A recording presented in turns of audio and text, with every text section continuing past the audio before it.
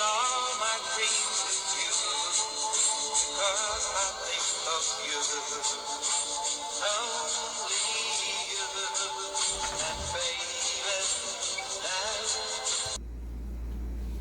HPLC, teoria básica. Então, HPLC, o que significa? High Performance Liquid Chromatography.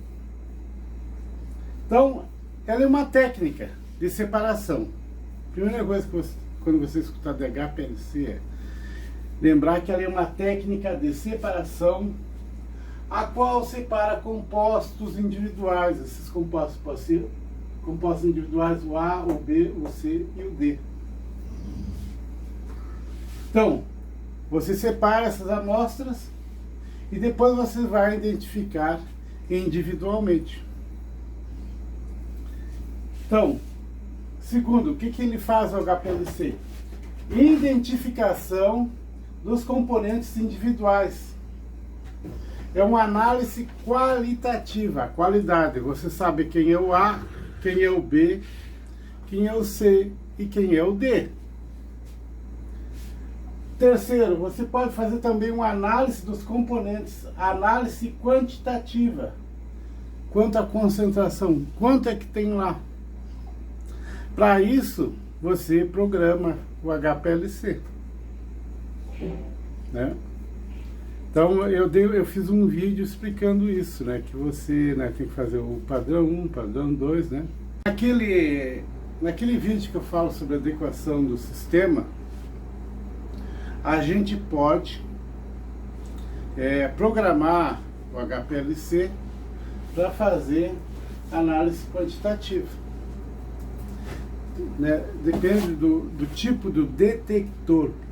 Presta atenção na palavra detector que você tem. Pode ser um detector espectro de massa, pode ser um detector de difração, pode ser um detector de ultravioleta visível. Tem vários tipos de detectores. Pode ser um detector de infravermelho. Quando você compra a máquina, tem vários tipos de especificações. Você tem que conhecer o que você está comprando para comprar um equipamento que faça aquilo que você precisa, dentro das suas necessidades. E aí você tem que saber, né, programar esse equipamento para adequar ele para o que você quer. Então se chama adequação de sistema.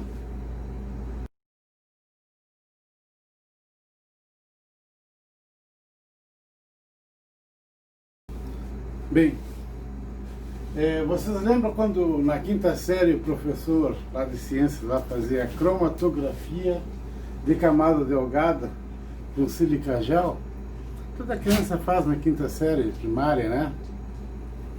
O professor lá pega um vidrinho, ele faz uma solução de 1%, 2% de sílica, aí ele mergulha o vidrinho, ou muitas vezes ele passa só a sílica por cima, ele derrama um pouquinho, depois ele espalha, né? Fica uma camada, né, que não corra para fora do vidro, aí deixa secar.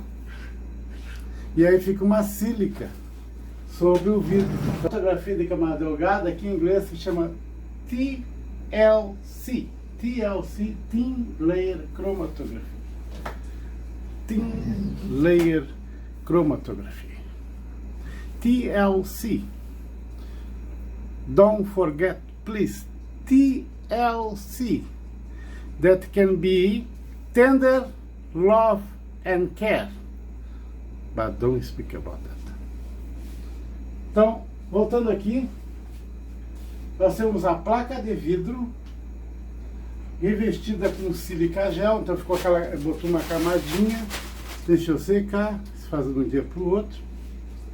Aí depois vem aqui, marca 2 centímetros para cima, coloca 5 microlitros de amostra e que depois vai colocar numa cuba. Pode ser até um copo, né? Tampa, né? E se faz uma corrida. Então, essa sílica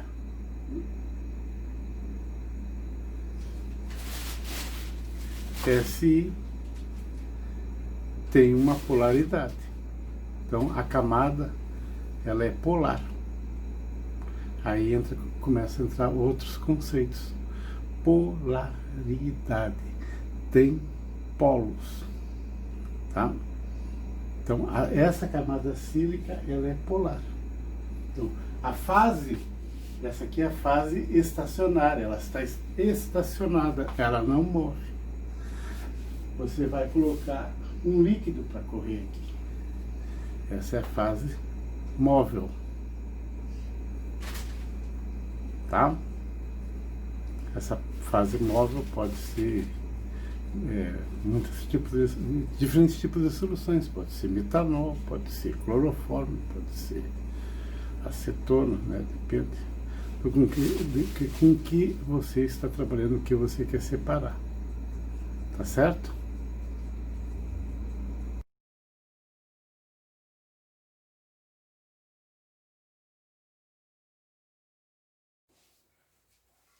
Bem, então aqui nós temos uma placa de vidro com sílica. A gente aplica uma amostra A, uma amostra B, uma amostra C, uma amostra D. Então, o soluto, o que a gente quer separar, essas amostras A, B, C, D, eles vão se dissolver no solvente que você vai usar para fazer a corrida cromatográfica. Então, você aplica esse material, geralmente você usa uma micropipeta, 5 microlitros, ou um capilar de vidro, e se aplica aqui, né, se identifica, né, qual é o elemento, a amostra A, B, a C e a D. Câmara de TLC. Essa câmara, ela pode ser um copo, ela pode ser um frasco de café solúvel, tá? Você pode usar muitas maneiras de fazer. Essas empresas que vendem material de laboratório, elas vendem às vezes umas cubetinhas pequenininhas, bem, as paredes do vidro são bem espessas, tem até umas ranhuras lá embaixo para colocar essa plaquinha de vidro, que você usa umas plaquinhas de vidro pequenininha, tipo para hematologia, para fazer hemograma. Tem uns sistemas desse tipo, você compra, né? Vai gastar 500, talvez R$1.000, sei lá, você compra. Então, você põe na câmara de TLC, né? Deixa correr. Então aqui está o solvente na base, a amostra está aqui acima, bem acima, você deixa correr, e quando tiver 2/3 da parte superior, né, vamos supor 2/3 da parte superior, você para, vamos supor, né, que daqui do meio para cima é a parte superior, né, 2/3 você para a corrida, você tira, né, usa uma pinça, você tira essa plaquinha de vidro, deixa secar, porque a sílica, ela é polar, ela tem polos, ela tem cargas, é polar. Portanto, então, esses 3 pontinhos lá, portanto, a nossa fase estacionária, aquela fase que não móvel, estacionária, a fase que não móvel, ela é polar. Então, a fase estacionária é polar. Eu tô falando dessa maneira porque isso aqui é para aula para o ensino médio, né? Meu público é ensino médio. Então, a fase estacionária, a que não move, ela é polar. Então, a fase estacionária é polar. Agora, a fase móvel, aquela que move, se movimenta, ela não é polar. Ela não tem polos. Por exemplo, etilacetato. O acetato de etila, né? Correto deve ser acetato de etila. Certo? Então, esse solvente aqui, ele sobe por capilaridade? Tá? Vocês têm que sedimentar na cabeça de vocês o que é capilaridade, né? Eu tinha um colega, um senhor idoso, colega de doutorado. Ele era um padre jesuíta. E ele dizia para mim assim: ah, a senhora lá da manutenção deixou o balde lá. Aí o que ele fazia? Ele pegava, tirava, porque deixava um pano, né, dentro do balde. Aí ele pegava uma parte do pano e deixava para fora. Ele assim, toda a água do balde vai sair para o chão aí, por capilaridade. Ele fazia essa brincadeira, mas ele estava me ensinando, né, o que é capilaridade, porque a água sobe. A gente tem que ser como a água. A água penetra em qualquer coisa. Ela muda de forma conforme o frasco que você coloca. Então o solvente sobe por capilaridade. Então depois você leva essa plaquinha, tem um equipamento, uma câmera que você põe a placa lá dentro, tem um lugar para botar o rosto, se você liga ultravioleta, e você vê o ponto A, o ponto B, o ponto C, o ponto D. Então, por que o A correu mais que B, C e D? Por que o A correu mais? Porque o A, ele é mais solúvel no solvente. Se o acetato de etila não é polar, não tem carga, provavelmente o A também não tem, porque o semelhante dissolve o semelhante. Em química, o semelhante dissolve o semelhante. Então, a solubilidade, super importante, é a chave para correr a amostra e realizar a separação. Então, a solubilidade é a chave para correr a amostra e realizar a separação. Então, o A é mais solúvel que o B é mais solúvel que o C, e o C é mais solúvel que o D. Tá? Então, observação. Solvente polar, Charlie, please. Solvente polar, composto polar moverá mais rápido. Então, foi o que eu falei para vocês. O composto... Não, se o solvente for polar, o composto polar moverá mais rápido. Nesse caso aqui, ó, não querendo confundir você, se eu fiz com etil acetato de etil, o menos polar é esse. Quer dizer que esse aqui é mais polar. Muitas vezes isso aí cai em prova de vestibular. Tá? Então, se o solvente for polar, o composto polar moverá mais rápido. Por exemplo, a sílica, nesse caso, ela é polar. Eu tenho que me cuidar até ele deitou, se atravessou aqui, né? Se eu pisar nele, ele vai machucar, ele vai querer me morder. Então, aí vocês têm que começar a amadurecer essa ideia de polaridade. Lembre-se que semelhante dissolve semelhante. Se você está correndo um solvente polar, então os compostos polares se dissolverão mais e correrão mais rápido que os demais. Se for não polar, aí o solvente é não polar, então os solventes não polares correrão mais. Tá? Vocês têm que ficar ligados com esse novo conceito. Isso leva um tempo para sedimentar a ideia na cabeça da gente. Entende? Então é melhor começar a pensar agora, ler agora, para não sofrer mais adiante.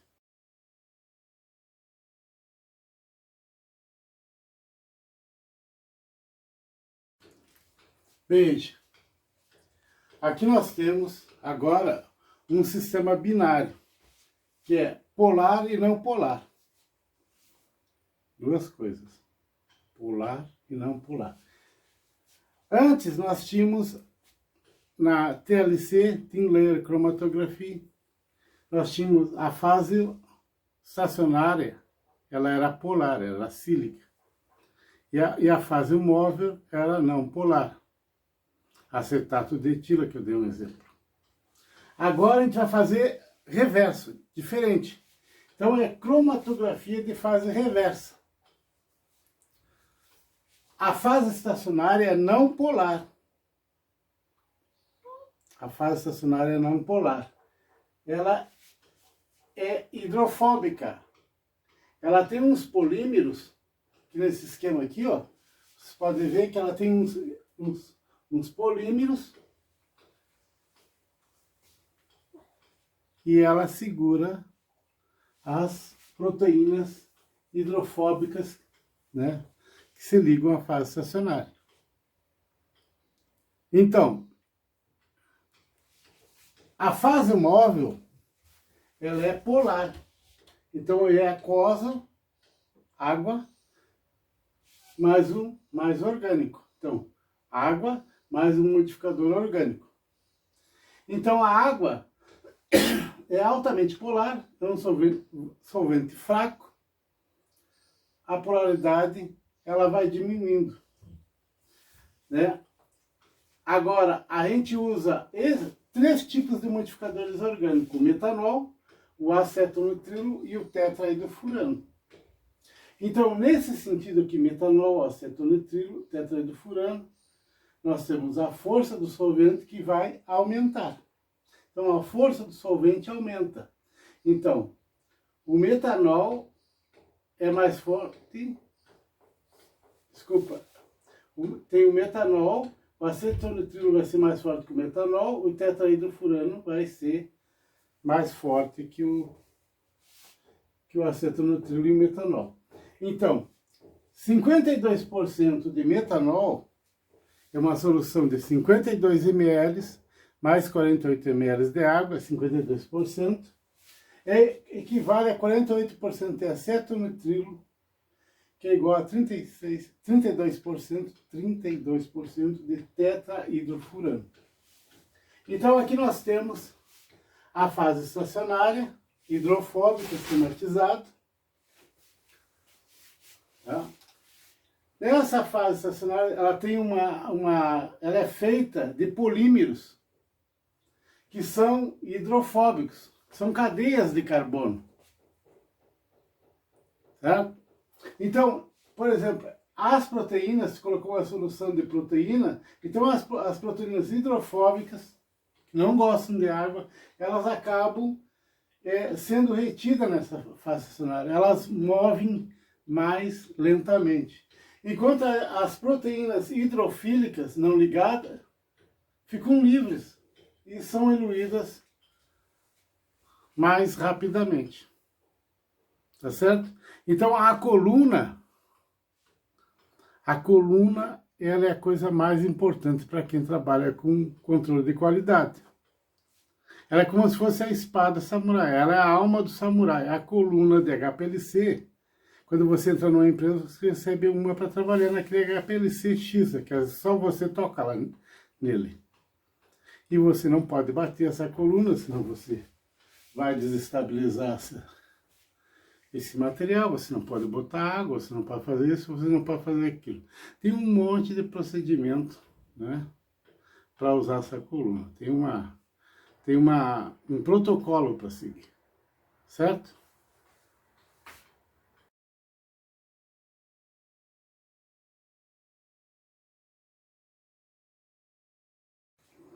Bem, agora nós vamos fazer um experimento.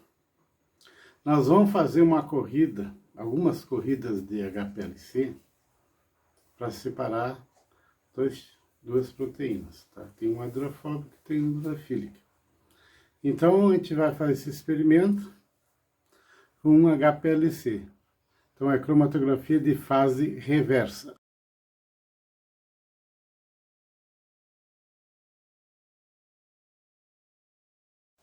Bem, gente, a coisa está indo. Então aqui é o nosso experimento. Ah, não tem aula prática? Tem sim. Aqui a gente vai fazer uma aula prática da boa, né? Então a gente vai fazer uma primeira tentativa. Metanol, 70%. Então a gente prepara uma solução 70% e vamos injetar nossa amostra e correr com essa fase móvel. Metanol a 70%. 70% metanol é 70 ml de metanol e 30% de água.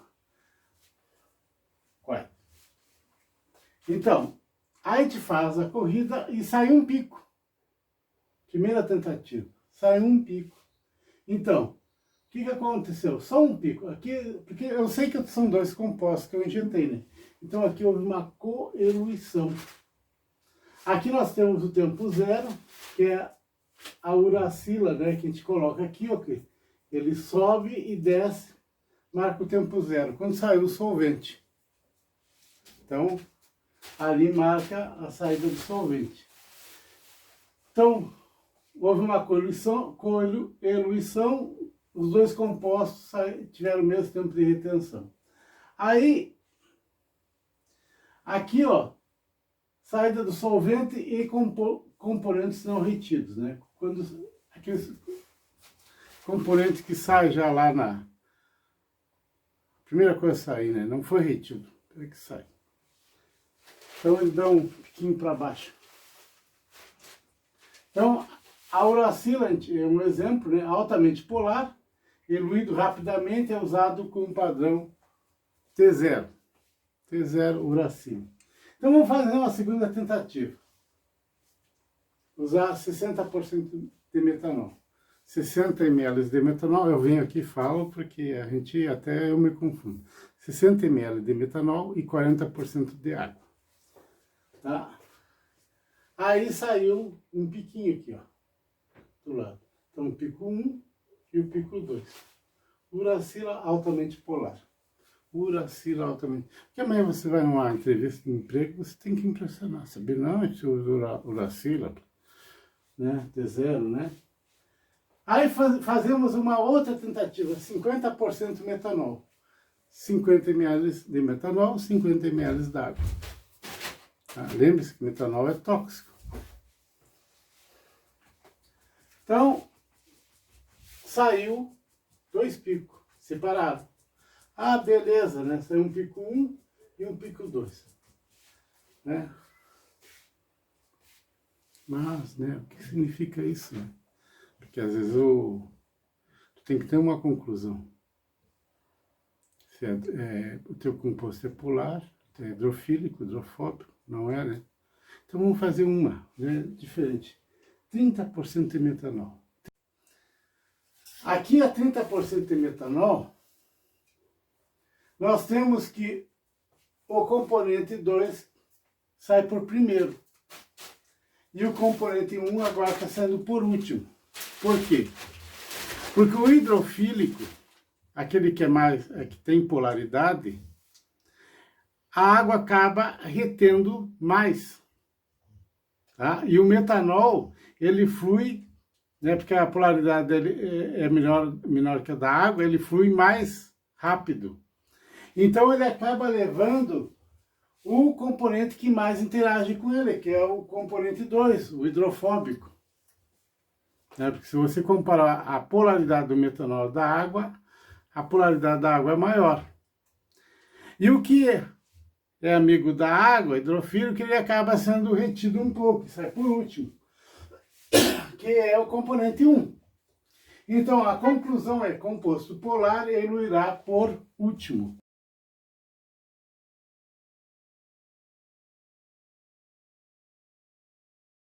Aqui nós temos um esquema de uma HPLC. Então aqui embaixo nós temos a solução, com a solução tampão. Você às vezes precisa fazer um cálculo, né, de quanto você vai gastar em 24 horas, ou 12 horas, depende do que você vai fazer, né? Por quanto tempo, que geralmente tu passa o dia inteiro preparando amostras e corre durante a noite, né? Começa às vezes a correr lá pelas 10 da manhã e você vai, né? Tu começa a preparar aquele padrão 1, padrão 2, né? Que eu já conversei a respeito, né? não me incomoda. A gente já conversou a respeito na adequação do sistema. E às vezes precisa fazer 5 litros, né? Para deixar sábados, né? Final de semana todo, aí tu faz 10 litros, 15 litros, né? Tudo depende o que você está fazendo, qual a sua necessidade.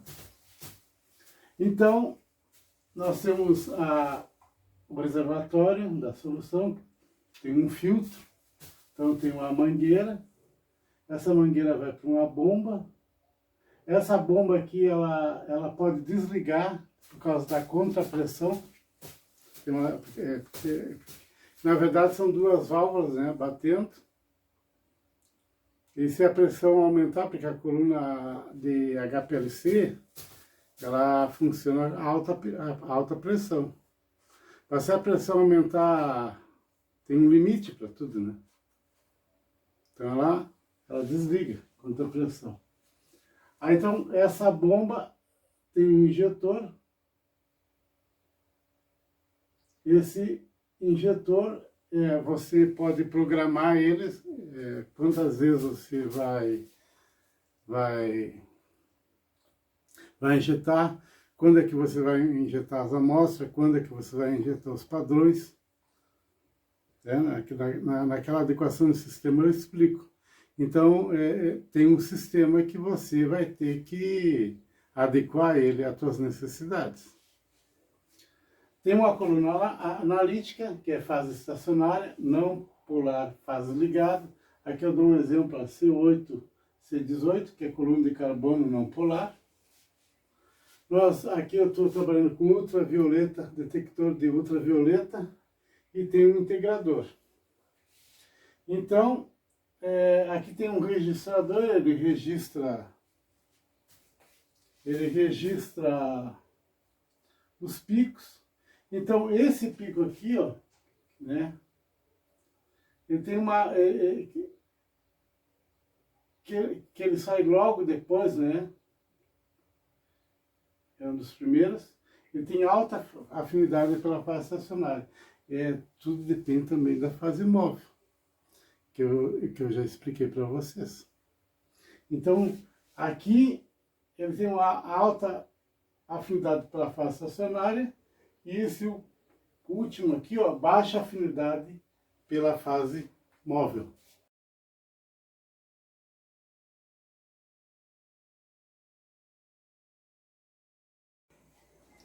Bem, a absorção é proporcional à concentração. Então, a absorção é proporcional à concentração. Então, o cromóforo livre de elétrons para ver no ultravioleta. Então, o ultravioleta, a faixa de 200 a 400 nanômetros. Então, a absorção, de novo, proporcional à concentração. A área do pico é proporcional à absorção. Se a absorção é proporcional à concentração, significa que a área do pico é proporcional à concentração. A gente pode usar índice de refração, que é usado no caso da amostra não absorver no ultravioleta, por exemplo, carboidratos. Então, a contrapressão deve ser registrada cada vez que começa uma corrida no HPLC. Cada vez que você começa uma corrida, você registra a contrapressão.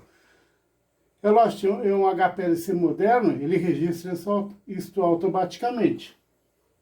Então, 5.000 psi é o máximo que uma coluna normal pode aguentar. E se passar disso, a pressão automaticamente desliga o HPLC. Contrapressão é o pior inimigo da corrida de HPLC.